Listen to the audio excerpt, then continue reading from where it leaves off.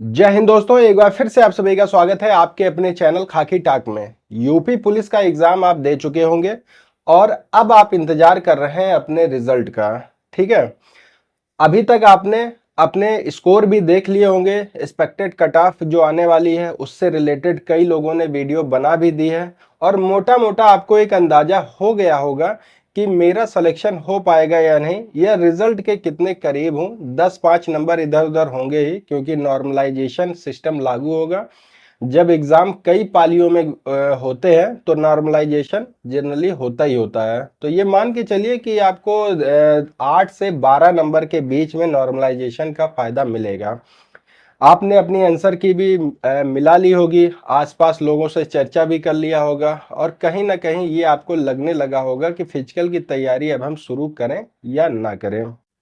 ठीक है, तो अब आप इंतजार कर रहे हैं कि आपका जो रिजल्ट है वो कब तक आने वाला है। देखिए, यहाँ पर आप एक बात श्योर हो जाइए कि जब भी कोई बड़ी प्रक्रिया होती है, जैसे कि यूपी पुलिस का जो ये एग्जाम है, इसमें जो भर्ती प्रक्रिया है वो कई चरणों में होने वाली है। तो आप ये मान के चलिए, बहुत से बच्चे हैं जो हतोत्साहित हो गए हैं, जो निराश हो गए हैं। उनको निराश होने की जरूरत इस बात से नहीं है, क्योंकि 2.5 गुना बच्चों को बुलाया जाता है फिजिकल के लिए। कितना? 2.5 गुना। 2.5 गुना बच्चे जाएंगे फिजिकल के लिए। यहाँ पर ये मान के चलिए कि लगभग 35 से 36 लाख बच्चों ने एग्जाम दिए हैं। 35-36 लाख, तो ये 2.5 गुना मान के चलिए कि आपका कम से कम 1.5 लाख बच्चों को बुलाया जाएगा। कितना बुलाया जाएगा? 1.5 लाख बच्चे बुलाए जाएंगे फिजिकल के लिए। तो अब जो आपकी सीटें हैं वो बढ़कर 1.5 लाख। यहाँ मैंने देखा है कि जो अंतिम पायदान पे बच्चा है उसका भी सिलेक्शन होते होते देखा है। बहुत लंबी प्रक्रिया ये होती है। आपका अभी फिजिकल होगा, फिर आपका मेडिकल होगा, फिर आपके हाइट चेस्ट वेट नापा जाएगा। सारी प्रक्रिया जब मिला ली जाती तो इसमें से जो क्रीमी लेयर है, मतलब कि जो बहुत ज्यादा स्कॉलर्स स्टूडेंट है, वो कहीं ना कहीं इन सारी प्रक्रिया में पीछे हो जाते हैं। बहुत से बच्चे अभी ऐसे आपको मिलेंगे जिनका आई विजन है, कमजोर है, जिनको नॉक नी की समस्या है, एल्बो नी की समस्या है। बहुत से ऐसे बच्चे हैं जिनका कलर विजन, कलर ब्लाइंडनेस है। तो बहुत से स्टेजेस अभी बाकी हैं, आपको परेशान होने की जरूरत नहीं है। हो सकता है कि कभी कभी तो ऐसा जो लास्ट भर्ती प्रक्रिया हुई थी उसमें महिलाओं की सीट ही खाली चली गई थी।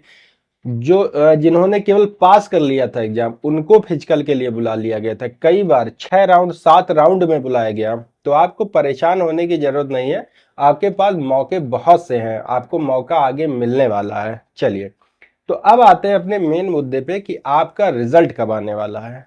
तो रिजल्ट के लिए सबसे पहले आप भर्ती बोर्ड के जो चेयरमैन है श्री राजीव कुमार, उनका आप पहले ये इंटरव्यू देख लीजिए। हम लोग परीक्षा भर्ती बोर्ड जो है ये तत्काल नेक्स्ट स्टेज पर लग गया है। ये कॉम्प्लेक्स प्रक्रिया है, इसमें कई सारी स्टेजेस होती हैं। सबसे पहले हम जो बच्चों के जो परीक्षा 200 पालियों की परीक्षाएं हैं उसको उसका जो आंसर की है उसको पब्लिश करेंगे। उस पर आंसर की पब्लिश करने के उपरांत उनसे जो ऑब्जेक्शंस हैं वो इनवाइट करेंगे। उन ऑब्जेक्शंस को हमारे सब्जेक्ट मैटर एक्सपर्ट्स हैं वो अध्ययन करके उस पर अपनी एक एक्सपर्ट ओपिनियन देंगे और फिर फाइनल आंसर की पब्लिश होगी। उसके बाद एक डीवीपीएसटी की प्रक्रिया होती है जिसमें डॉक्यूमेंट वेरिफिकेशन होता है, फिजिकल स्टैंडर्ड टेस्ट होता है और उसके बाद एक फिजिकल एफिशिएंसी टेस्ट होता है। तो इस सारी प्रक्रियाओं के बाद हम यथाशीघ्र जितना भी संभव होगा जल्दी कोई रिजल्ट आउट करेंगे और जो योग्य अभ्यर्थी हों अपनी ट्रेनिंग के लिए जाएंगे। अब इनके इस स्टेटमेंट से ये साफ हो जाता है कि जो भर्ती पुलिस भर्ती की प्रक्रिया है ये काफी लंबी प्रक्रिया होती है। तो सबसे पहले तो आपका फर्स्ट स्टेज में 10 से 15 दिन बाद, अब से 10 से 15 दिन बाद आपका आंसर की जारी होगा। आंसर की जब जारी होगा फिर उसके बाद बच्चे अपने आंसर की को देखेंगे। उसके बाद कुछ बच्चे इस पर आपत्ति दर्ज करेंगे, आपत्ति भी मांगी जाएगी। आपत्ति दर्ज होने के बाद एक्सपर्ट से राय ली जाती है। राय लेने के बाद उस पर जो भर्ती बोर्ड है वो अपना फैसला देता है। कुछ क्वेश्चन गलत है, सही है, तो ये पूरी प्रक्रिया आंसर की ही अगर हम मिला लें तो ये मान के चलिए कि कम से कम आपका 1 मंथ लग जाता है। कितना लग जाता है? 1 मंथ आपका लग जाता है आंसर की में। फिर जब आप ये सारी चीजें देख लेंगे तब आपको बुलाया जाएगा फिजिकल के लिए। फिजिकल के लिए बुलाया जाएगा और फिजिकल में भी आपका समय लगने वाला है, क्योंकि ये बहुत ही लंबा ये होने वाला है प्रक्रिया।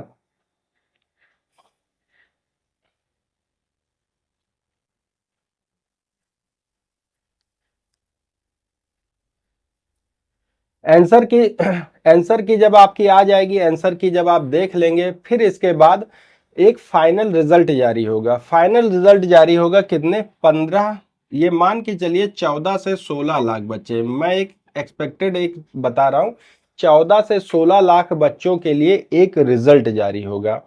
उसमें वो जो रिजल्ट आएगा वो 100, 200, 300, 500 पन्ने का रिजल्ट होगा। उसमें आप अपना रोल नंबर, अपना रजिस्ट्रेशन नंबर, ये सब डाल के आप अपना चेक करेंगे, तब आपको पता चल जाएगा कि आपका, तो ये मोटा मोटा एक आप अंदाजा लगा लीजिए कि कम से कम आपका 1 से 1.5 महीना लगने वाला है। कितना लगने वाला है, 1 से 1.5 महीने आपके रिजल्ट में लगने वाले हैं। तब तक आपके पास समय है, आप अपने एक्सपेक्टेड कट ऑफ को और इन सब की वीडियोस देखते रहिए। और अगर आपने और किसी कॉम्पिटेटिव एग्जाम का फॉर्म भरा है तो आप उसकी तैयारी करते रहिए।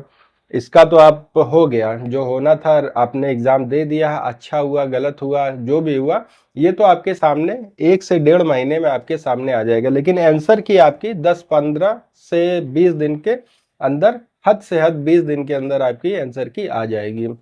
लेकिन ये जो पूरी प्रक्रिया है, पूरी प्रक्रिया में कम से कम आपको 6 से 8 महीने लगने वाले हैं।